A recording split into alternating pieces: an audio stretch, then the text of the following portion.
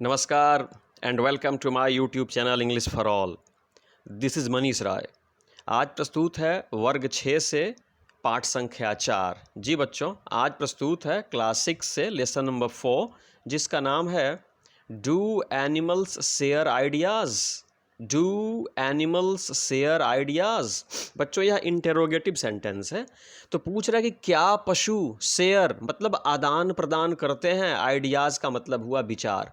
क्या पशु, क्या जानवर विचारों का आदान प्रदान करते हैं। बच्चों, जैसे आप अपने मित्रों से, अपने पेरेंट्स से, अपने टीचर से अपने विचारों को और अपने भावनाओं को व्यक्त करते हैं, क्या वैसे पशु भी एक दूसरे से अपने विचारों का आदान प्रदान करते हैं, अपनी भावनाओं का आदान प्रदान करते हैं, अपना अनुभव बांटते हैं। समझने की कोशिश करेंगे इस चैप्टर में।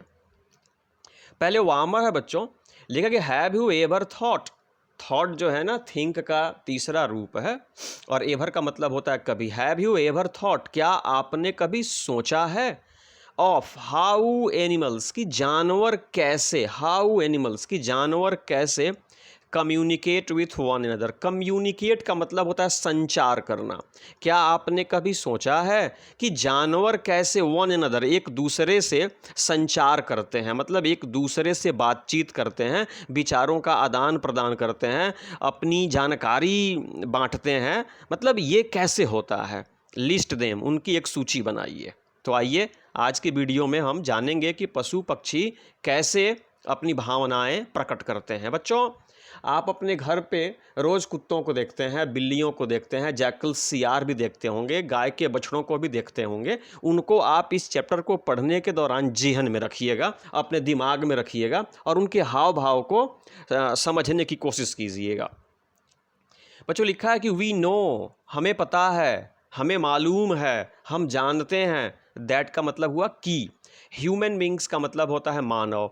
Can share feelings and ideas with each other. With each other का मतलब होता है एक दूसरे से। कह रहा है कि हमें मालूम है दैट ह्यूमन बींग्स, कि इंसान कैन शेयर फीलिंग्स। इंसान, फीलिंग्स का मतलब होता है बच्चों भावनाएं, अपने भावनाओं एंड आइडियाज और अपने विचारों को विथ ईच अदर एक दूसरे से बांट सकते हैं। मतलब एक दूसरे से अपनी भावनाओं और अपने विचारों का आदान प्रदान कर सकते हैं। कौन? ह्यूमन बींग्स मतलब इंसान, मतलब हम।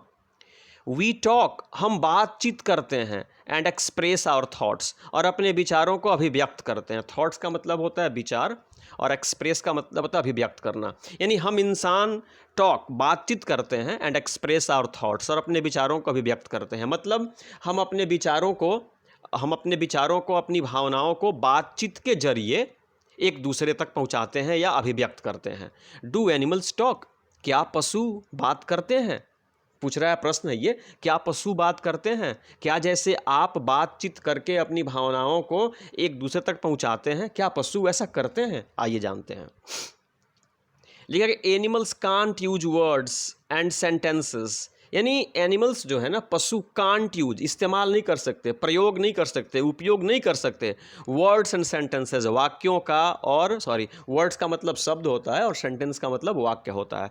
मतलब पशु जो है ना, ये शब्दों का प्रयोग नहीं कर सकते, ये वाक्यों का प्रयोग नहीं कर सकते। बच्चों, आप जब बातचीत करते हो ना, तो आपकी बातचीत में क्या शामिल होता है। वर्ड्स होता है, सेंटेंसेस होते हैं, क्लॉज होता है, फ्रेज होता है। इसके माध्यम से आप अपने आप को व्यक्त करते हो। लेकिन पशु जो है ना, ये शब्द और सेंटेंस का ये उपयोग नहीं करते। द वे, जिस प्रकार से ह्यूमन बींग्स डू, जिस प्रकार से हम इंसान लोग बातचीत करने के लिए शब्दों और वाक्यों का प्रयोग करते हैं, उस प्रकार से पशु नहीं करते।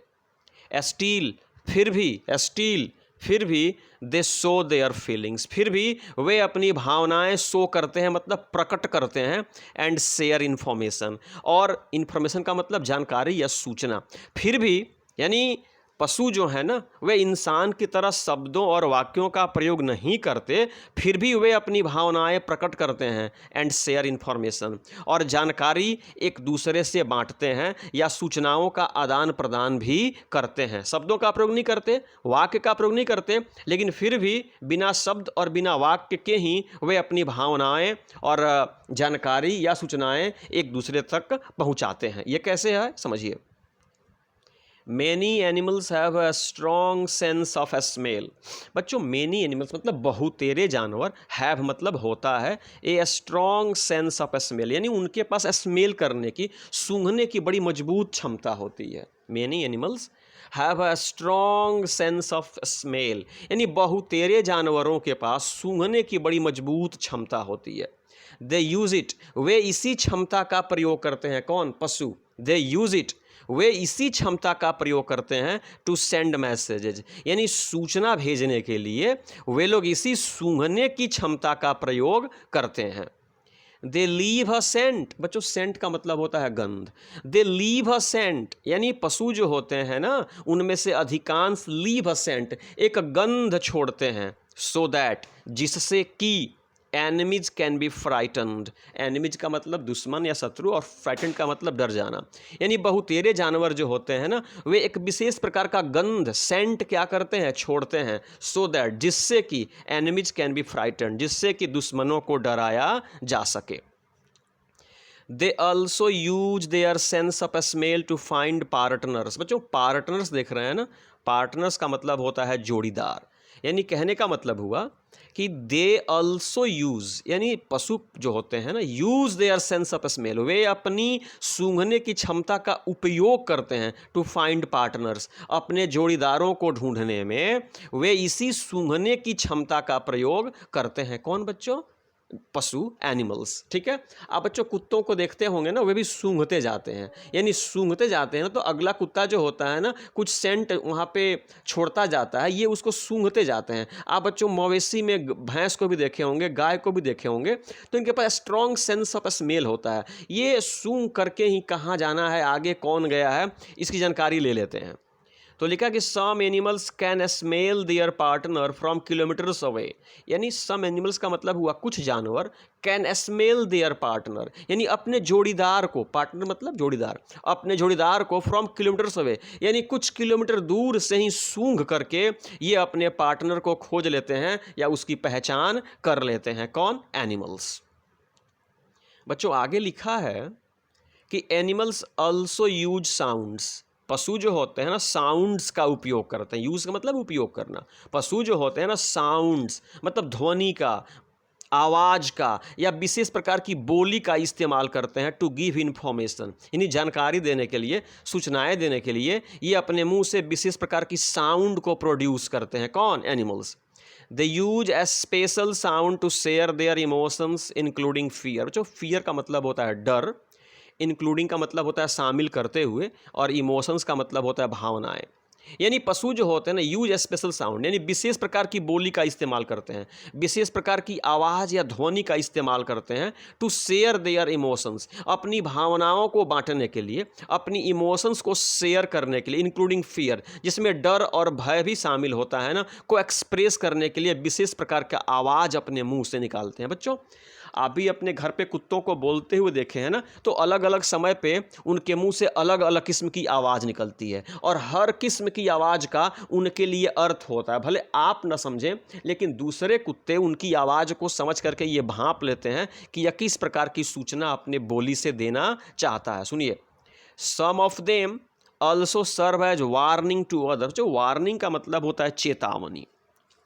लिखा कि सम ऑफ देम यानी कुत्ते जो होते हैं ना जो अपने मुंह से स्पेशल साउंड्स निकालते हैं, विशेष आवाज़ निकालते हैं ना, उनमें से कुछ आवाज़ जो होती है ना also serve as warning to others, वह दूसरों के लिए चेतावनी भी होती है।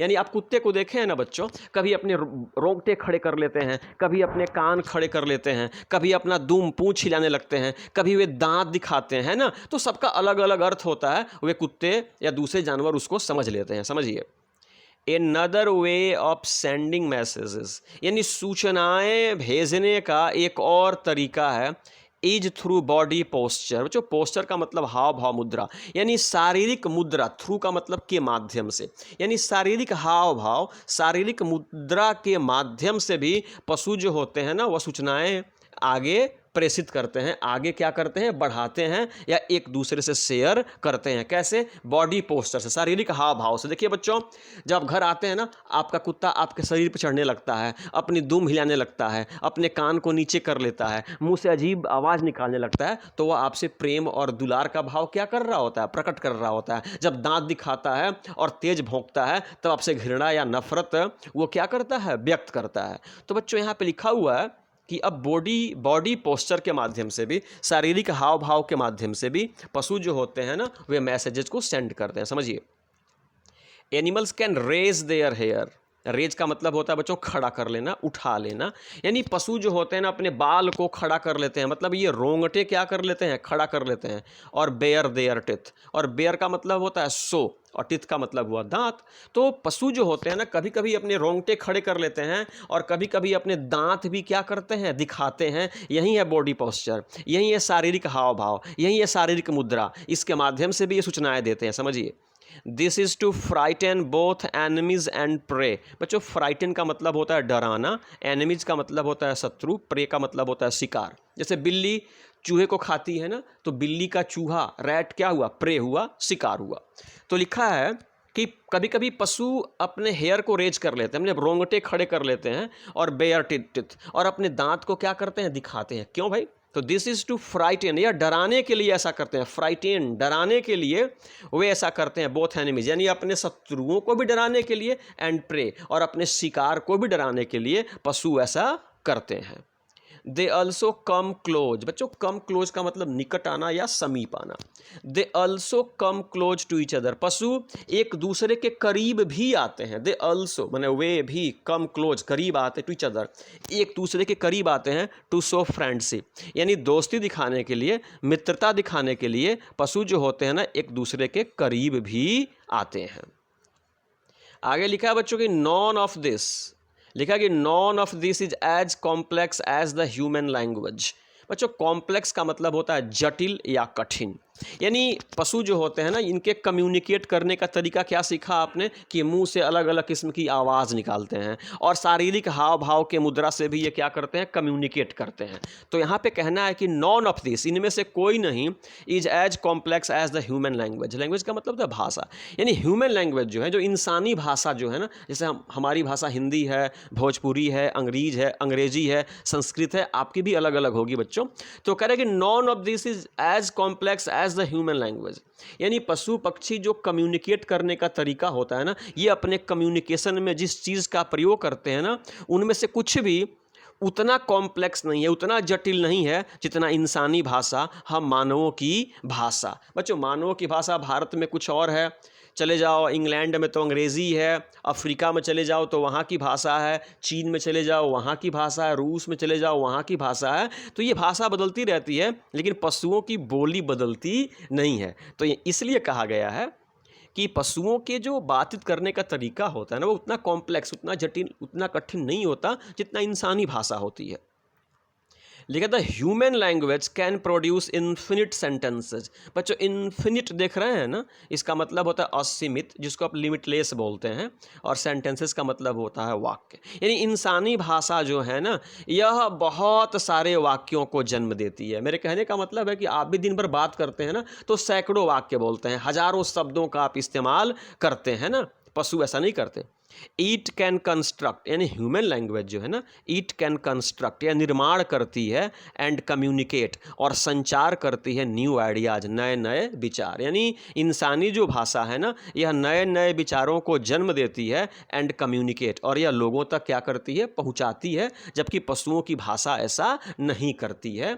उनकी भाषा क्या है, बॉडी पोस्चर है, शारीरिक हाव भाव है, और उनके मुंह से द्वारा निकाली गई क्या है, आवाज़ है ना। लेकिन हम तो बच्चों वर्ड्स का इस्तेमाल करते हैं, सेंटेंसेस करते हैं, फ्रेजेस करते हैं, क्लॉजेस करते हैं, अलग अलग देशों में अलग अलग प्रकार की भाषा का इस्तेमाल करते हैं। इसलिए इस पाठ में कहा गया है कि इंसान, पशुओं की जो भाषा है ना, वह हमारे भाषा की तरह जटिल नहीं है। लेकिन इंसान की भाषा जो है ना, इसमें असंख्य क्या है, वाक्य हैं, और इंसानी भाषा नए नए विचारों को जन्म देती है, और यह लोगों तक पहुंचाती भी है। पशुओं की भाषा ऐसा नहीं करती, उसमें कोई जानकारी, नया नॉलेज फाइंडिंग नहीं होता।